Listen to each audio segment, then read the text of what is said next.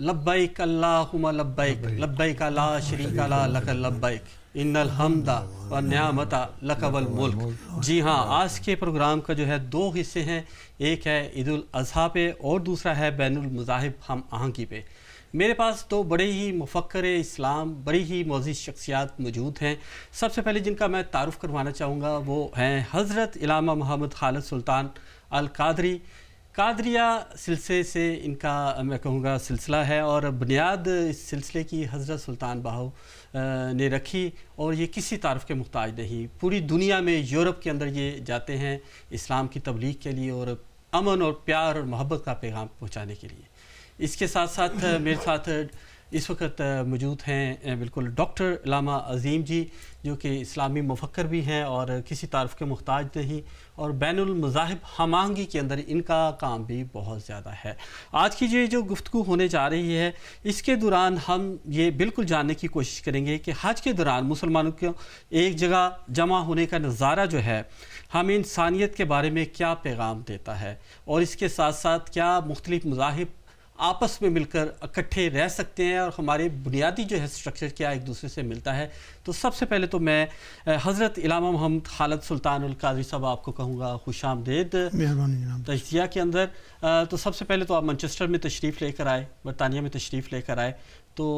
कुछ थोड़ा सा अपने तारुफ, थोड़ा सा अपना वो उन नाज़रीन के लिए जो कि आपको देख रहे हैं, मुझे थोड़ा सा प्लीज़। जी, मेरा नाम है खालिद सुल्तान अल कादरी, हज़रत सखी सुल्तान आरिफीन सुल्तान बाहू क़ुद्दसल्लाहुल-अज़ीज़ के ख़ानवादा से हूँ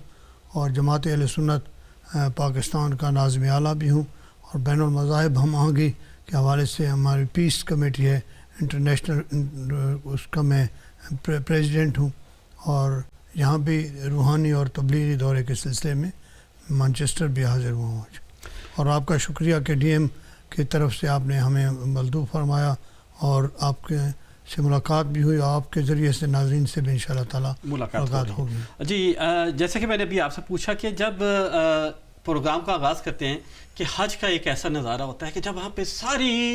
पूरी दुनिया से लोग मुसलमान जो है वहाँ पे इकट्ठे हुए होते हैं और एक ही सफ़ में खड़े होकर जो है ना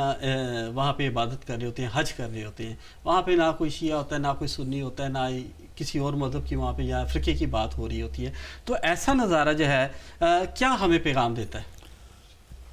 जी बिल्कुल, आपने सही फरमाया कि हज जो है हमें यकजहती और इत्तेहाद का दर्स देता है और हज़रत सुल्तान बाहू ने इसी पे फरमाया है कि ना मैं शिया ना मैं सुन्नी, मेरा दूहा तू दिल सड़िया हूँ, मुक गए सब खुशकी दे पेंडे जदों दरिया वहदत विच वरिया हो। ये वहदत इलाही का दरिया है, एक समंदर है जिसमें तमाम मुस्लिम उम्मा इकट्ठे होते हैं और यहाँ आकर हज बैतुल्लाह की सआदत हासिल करते हैं। और यहाँ इकट्ठे होकर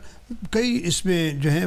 फ़वाइद हैं। एक तो ये है कि बैनुल मसालिक और बैनुल मज़ाहिब हम आहंगी का भी इज़हार होता है कि भाई हम जो है एक अल्लाह और एक उसके रसूल सल्लल्लाहु अलैहि वसल्लम के मानने वाले हैं और अल्लाह और रसूल का जो फरमान है वो है इंसानियत की खिदमत, इंसानियत का ख्याल। जिस तरह इसी में आप देख रहे हैं ईद है और ईद पे कुर्बानी करते हैं और कुर्बानी करने का मकसद क्या है कि हम जब कुर्बानी करते हैं वो गोश्त तकसीम होता है, गरीबों का हक़ है, रिश्तेदारों का हक़ है, अज़ीज़ों का हक़ है, नादारों का हक़ है। उनको जब तकसीम किया जाता है तो इसमें कोई तफरीक नहीं है कि किसको दे रहे हैं, खा कौन रहा है। ये सबसे बड़ा दर्स है और इत्तेहाद का दर्स है। और अल्लाह तबारक व तआला ने हज में इकट्ठा फरमा के पूरी दुनिया को ये बता दिया है कि रसूलुल्लाह सल्लल्लाहु अलैहि वसल्लम का जो फरमान आलिशान है कि वातिसिमु बिहब्लिल्लाहि जमीअन वला तफरकू, जो कुरान पाक में नाजिल हुआ और रसूलुल्लाह ने उम्मत मुस्लिमा को सुनाया कि देखें जो बंदा भी इस रस्सी को मजबूती से पकड़ेगा वो कभी तफरके में नहीं पड़ेगा। और वहाँ जाकर देखो तफरीक नहीं है। फिर दूसरी सबसे बड़ी चीज़ यह है कि जब बंदा हज पे जाता है, सबसे आला बात वो ये है कि इंसान सब कुछ छोड़ देता है। बच्चे छोड़ दिए, औलाद छोड़ दी, घर छोड़ दिया, कारोबार छोड़ दिया, बिज़नेस छोड़ दिया, इवन अपने कपड़े भी उतार के ज़िंदगी में कफन पहनता है और क्या कहता है, लब्बैक अल्लाहुम्मा लब्बैक लब्बैक ला शरीक लक लब्बैक इन्नल हम्दा व निअमत लक वल मुल्क ला शरीक लक। वो ये ऐलान करता हुआ जाता है, अल्लाह मैंने सब कुछ छोड़ दिया तेरे लिए, لبیک میں تیرے لیے حاضر ہوں، اے اللہ میں حاضر ہوں، اے اللہ میں حاضر ہوں۔ یہ کہنے کا مقصد کیا ہے کہ میں نے، میرے رسول اللہ صلی اللہ علیہ وسلم نے جو مجھے تیرا درس دیا ہے کہ رب کو مانو، وہی معبود ہے، وہی لا شریک ہے، وہی یکتا ہے، اسی کی عبادت کرو اور اسی کو ایک مانو۔ میں نے سب کچھ چھوڑ کے یا اللہ تجھے ایک مان کے تیری بارگاہ میں آیا ہوں۔ جب بندہ جاتا ہے پھر کرم کیا ہوتا ہے کہ اس کے جتنے گناہ ہیں وہ دھل جاتے ہیں، اور وہاں سے جب آتا ہے تو معصوم بچے کی حیثیت میں واپس آتا ہے کہ جیسے معصوم بچہ بے گناہ ہے اور انسان کے گناہ بھی دھل جاتے ہیں، لیکن اس میں کسر نفسی اور پھر توبہ طائب کا حکم ہے کہ توبہ تو نصوحہ کر کے جب بندہ آئے حج کر کے پھر اس کا مزہ بھی آتا ہے۔ جی جی، بہت اچھی، بہت خوبصورت بات کی۔ اب علامہ جی آپ سے بھی میں پوچھنا چاہوں گا بالکل ایک کویسچن جو ہے کہ عید الاضحیٰ کی جو ہے قربانی وہ دولت اور جو میں کہوں گا کہ حیثیت کے فرق کو ختم کر دیتی ہے، اور کیا یہ ختم اس طرح مددگار ثابت ہوتی ہے کہ ظاہر ہے کہ بہت سارے لوگ قابل حیثیت بھی ہوتے ہیں جو کہ جانور بھی خرید سکتے ہیں، اور بہت سارے لوگ ایسے بھی ہوتے ہیں جو حصہ ڈالتے ہیں مختلف قربانیوں کے اندر جو ہے نا، لیکن قربانی سب کی قبول ہوتی ہے۔ آپ کیا کہیں گے، کیا یہ دولت اور جو حیثیت ہے اس کے فرق کو ختم کرتی ہے؟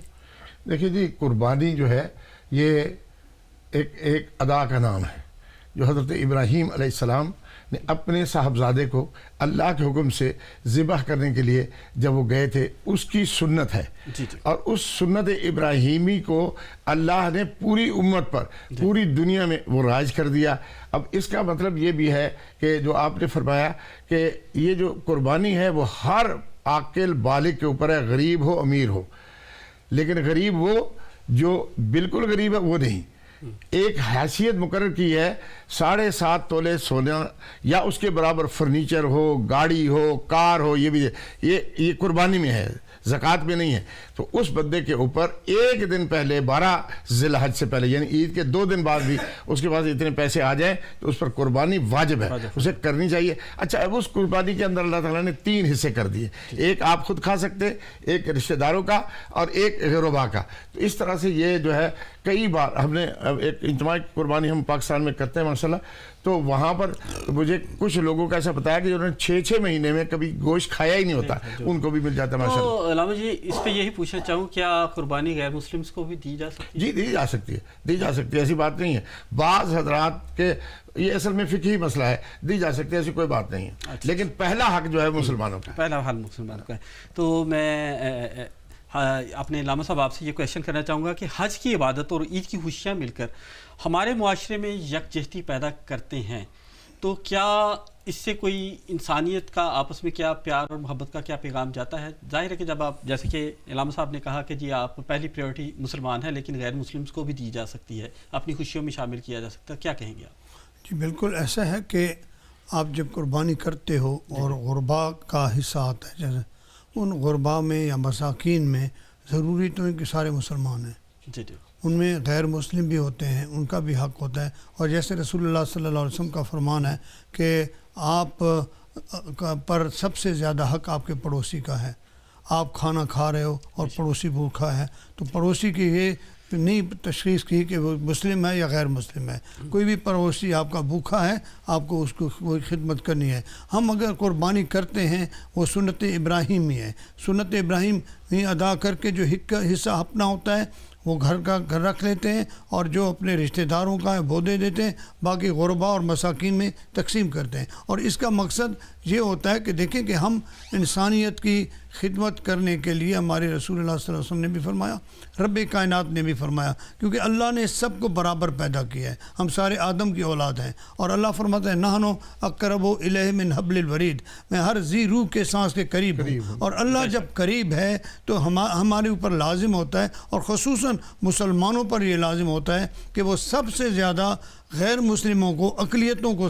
سپورٹ کریں اور ان کا خیال کریں۔ جب ہم ان کا خیال کرتے ہیں تو اس میں اللہ اور اس کا رسول ہم پہ راضی ہو جاتا ہے۔ اور حقیقت یہ ہے کہ ہم یہ جو حج پہ جا رہے ہیں، حج پہ سب سے پہلے جب ہم حاضر ہوتے ہیں، اللہ کی بارگاہ میں ہوتے ہیں، پھر اللہ تعالیٰ کے جو بھی احکامات ہیں ان کو ہم بڑی خوش اسلوبی کے ساتھ اس پر عمل درآمد کرتے ہیں۔ دیکھیں حضرت ابراہیم علیہ السلام نے قربانی کی، آپ اندازہ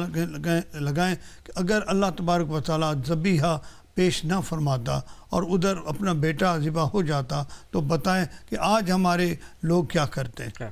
تو اس واسطے حضرت ابراہیم علیہ السلام کو وہ ذبیحہ دے کر رب کائنات نے جو سب سے بڑا درس دیا کہ ہر انسان اور ہر وہ صاحب استطاعت پر لازم ہو گیا مسلمان پر کہ وہ قربانی کرے اور اس کی تقسیم لوگوں میں یکجہتی سے کرے.